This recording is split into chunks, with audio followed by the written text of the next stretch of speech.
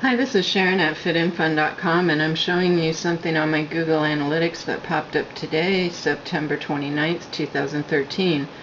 I wrote a post a couple months ago called What to Do When an IRS Letter Says You Owe Money.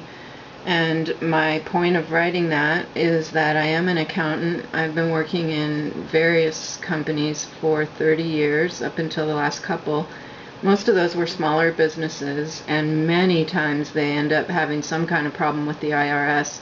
Either they really made a mistake and they owe money, or they were paying their money but they were doing it wrong, so the IRS doesn't know they did it right, or they were filling their forms in wrong, making it look like they owed more money than they did. A lot of different reasons that you get a letter from the IRS, and I will link to this post below.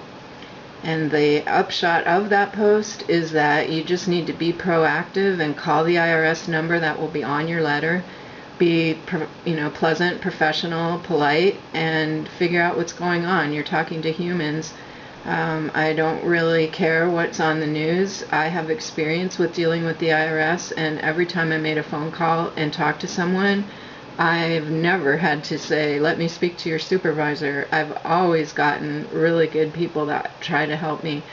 And they're the first ones to say, I don't know what you're talking about, let me get my supervisor. Or, I'm not sure I agree with your law, let me go look up the code myself and I'll get back to you. I've always dealt with very rational and very acceptable people at the IRS.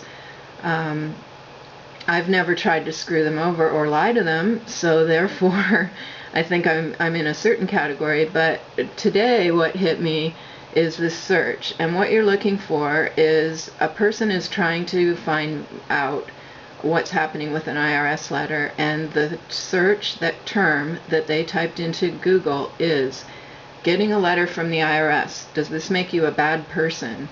So what's happened is that this person has seen that they got a letter from the IRS and panicked, and they don't know what to think, and they have no idea. They're completely lost on what to do next.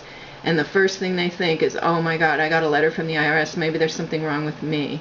Which I have a internet dating post that goes right along that same thing. Something came to me unexpectedly, so maybe there's something wrong with me.